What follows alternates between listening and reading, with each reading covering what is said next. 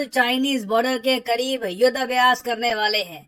ये होगा अक्टूबर महीने में पहली बार उत्तराखंड की एक ऐसी लोकेशन पर इंडिया और यूएस के सोल्जर्स युद्ध अभ्यास करेंगे जो बिल्कुल लाइन ऑफ एक्चुअल कंट्रोल के 100 किलोमीटर से भी कम डिस्टेंस पे आपको मिलेगी। अब यहाँ पर आप कहोगे वेट, सो इंडिया और यूएस के जो सोल्जर्स हैं ये युद्ध अभ्यास करेंगे उत्तराखंड में, मगर उत्तराखंड में लाइन ऑफ एक्चुअल कंट्रोल है।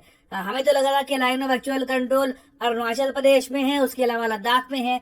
नहीं, देखिए चाइना ना सिर्फ अक्साई चीन, उसके अलावा अरुणाचल प्रदेश का जो रीजन है इसको क्लेम करता है। इन सब लोकेशंस के अलावा हिमाचल प्रदेश, उत्तराखंड में भी कुछ इलाके हैं, इनको भी चाइना क्लेम करता है। तो उत्तराखंड में आपको मिलेगा चमोली डिस्ट्रिक्ट, उसका एक छोटा सा पार्ट है, ये भी चाइना कहता है कि चाइना को बिलोंग करता है। तो उससे बहुत ज्यादा करीब इंडियन और अमेरिकन सोल्जर्स आउली में डिप्लॉयड होंगे। और ऑब्वियसली अक्टूबर मंथ में जब ये युद्ध अभ्यास होगा तब चाइना भी काफी गुस्सा होगा। मोस्ट प्रोबेबली मेरे हिसाब से चाइना भी हो सकता है कि अपनी जो आर्मी है यहाँ पर डिप्लॉय कर दे, चाइना भी शक्ति प्रदर्शन करे यूएस और इंडिया के सामने। तो डिस्कस करेंगे यहाँ पर कि ये युद्ध अभ्यास होगा कहाँ पर एग्जैक्टली, इसकी इम्पोर्टेंस क्या है और क्यों चाइना पे लगातार प्रेशर बढ़ता जा रहा है। नैन्सी पेलोसी की विजिट के बाद चाइना हालांकि काफी कुछ प्रतिक्रिया कर रहा है। लगातार चाइना की आर्मी ताइवान को घेर कर युद्ध अभ्यास कर रही है। अभी रिसेंटली जो ताइवान की डिफेंस मिनिस्ट्री है इस पर एक साइबर अटैक भी हुआ है, मगर इस सब के बियॉन्ड अभी चाइना कुछ कर नहीं रहा। China is really feeling the pressure right now. तो डिस्कस करते हैं इस टॉपिक को इन डेप्थ। अगर हम बात करें मिलिट्री एक्सरसाइजेस के बारे में तो इंडिया हिस्टोरिकली इतने युद्ध अभ्यास करता नहीं था। एक्चुअली आप अगर 2002 से पहले देखो तो इंडिया ने बहुत ही लिमिटेड कंट्रीज के साथ कभी युद्ध अभ्यास किया होगा। 2002 के बाद हमने देखा है कि इंडिया की पॉलिसी में एक मेजर शिफ्ट आया है और लगातार आज के समय इंडिया बहुत से देशों के साथ रेगुलर बेसिस पर मिलिट्री एक्सरसाइजेस करता है। नाउ युद्ध अभ्यास की अगर हम बात करें, जी हाँ, इंडिया और यूएस की जो मिलिट्री एक्सरसाइज है इसका नाम ही है युद्ध अभ्यास। इसकी शुरुआत हुई थी 2002 में।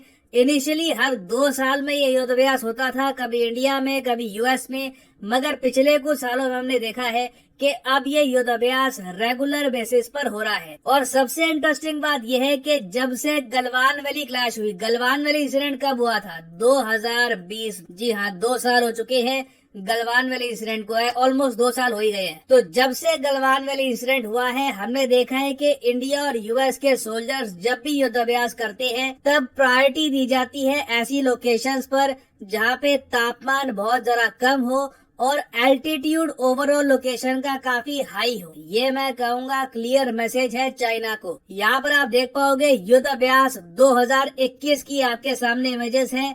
इंडियन सोल्जर्स गए थे यूएसए में, यूएसए की स्टेट अलास्का में। यहाँ पर इस तरीके से इंडियन सोल्जर्स ने युद्ध अभ्यास किया अमेरिकन सोल्जर्स के साथ। ये आपके सामने फोटोज हैं फ्रॉम द मिलिट्री एक्सरसाइज। अब अलास्का में आपको पता होगा बहुत ठंड पड़ती है, जितनी ठंड ऑलमोस्ट रशिया के साइबेरिया रीजन में पड़ती है उतनी ठंड आपको मिलेगी अलास्का में। अब अलास्का के बाद सीधा जो अगली लोकेशन होगी 2022 के युद्ध अभ्यास की, ये होगी उत्तराखंड। और उत्तराखंड में भी जो चमोली डिस्ट्रिक्ट है वहाँ पर इंडिया और यूएस मिलकर युद्ध अभ्यास करेंगे। अब आपको याद होगा 2021 में, उससे पहले 2017 में भी काफी बार न्यूज आ चुकी है कि चाइना के सोल्जर्स काफी बार लाइन ऑफ एक्चुअल कंट्रोल के पास आते हैं। यहाँ पर कोई ब्रिज होगा उसको तोड़ के चले जाएंगे, या फिर कभी कभी जो इंडियन साइड है वहाँ पर एंटर करने की कोशिश करेंगे। तो चाइना ने काफी बार इंडिया को इस इलाके में चुनौती दी है। तो ऐसे टाइम में जब चाइना ऑलरेडी ताइवान की साइड से प्रेशर फेस कर रहा है,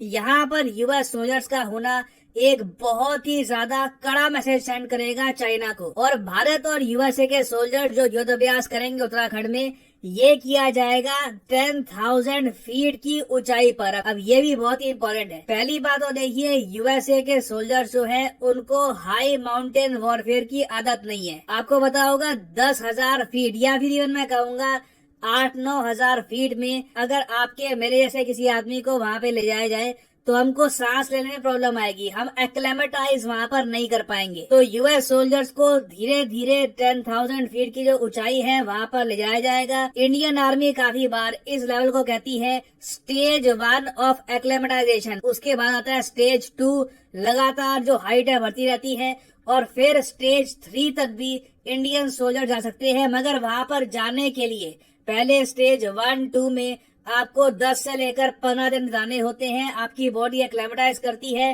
लंग्स एक्लेमेटाइज करती है, तब जाकर आप एक ऊंचे लेवल पे पहुंचते हो। अब कंपैरिजन के लिए मैं आपको बताऊं, इंडिया और यूएस के जो सोल्जर्स हैं ये युद्धाभ्यास करेंगे 10,000 फीट की ऊंचाई पर।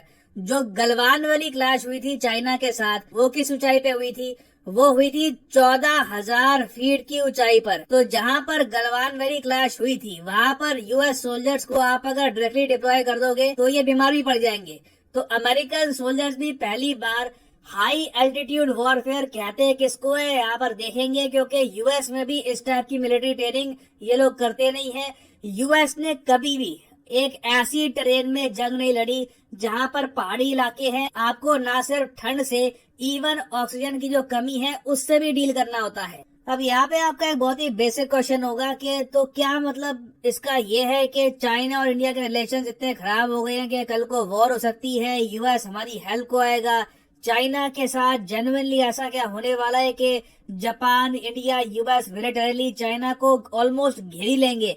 देखिए, आपको एक बात बताता हूँ, इंडिया के सामने आने वाले कुछ सालों में रहेंगे बहुत सारे ऑप्शंस। अभी रिसेंटली कुछ दिन पहले मैंने देखा था कि रशिया में एक मेंबर ऑफ पार्लियामेंट है इन्होंने ये कह दिया कि इंडिया, चाइना और रशिया मिलकर ना नेटो जैसा एक मिलिट्री अलायंस इनको बनानी चाहिए। और रशियन पार्लियामेंट में आज के समय जेन्युइनली इस बात पर विचार किया जा रहा है कि क्यों ना रशिया, इंडिया, चाइना एक यूरोपियन यूनियन, नेटो का ऑल्टरनेट बना दे। अब यहाँ पे जो प्रपोजल है रशिया में उसमें ये कह रहे हैं कि ये यूनिट टाइप का मिलिट्री पैक्ट होगा जहां पर हम इकोनॉमिक्स को भी ऐड कर देंगे। जो इकोनॉमी है तीनों कंट्रीज की, उनकी भी इंटीग्रेशन यहाँ पर करी जाएगी। तो इंडिया ने ना कभी इस आइडिया को हाँ कहा है, ना हम यूएसए के साथ कम्प्लीटली अलाइंड हो गए हैं। इंडिया अभी भी आप कह लीजिए जो नॉन अलाइंड अपनी पोजीशन है इसको मेंटेन कर रहा है। इंडिया यूएस पर डिपेंड नहीं करता कि यूएस आकर हमको चाइना से बचाएगा। We are more than capable of defending ourselves. अगर चाइना अटैक करता है इंडिया को, तब ना चाइना बचेगा ना इंडिया बचेगा। It will be the destruction of Asia. तो जो ये युद्धाभ्यास होगा इन द फ्यूचर, जो रेटोरिक चाइना की तरफ से आएगा, इससे ये अज्यूम मत कर लेना कि कोई कॉन्फ्लिक्ट होने वाली है, वॉर होने वाली है। इंडिया बहुत ही इंटेलिजेंटली चाइना को ये मैसेज सेंड कर रहा है कि आप अगर हमको धमकी देते हो टू फ्रंट वॉर की, तो टू फ्रंट वॉर आपके अगेंस्ट भी हो सकती है। एक ताइवान जापान की साइड, एक इंडिया की साइड।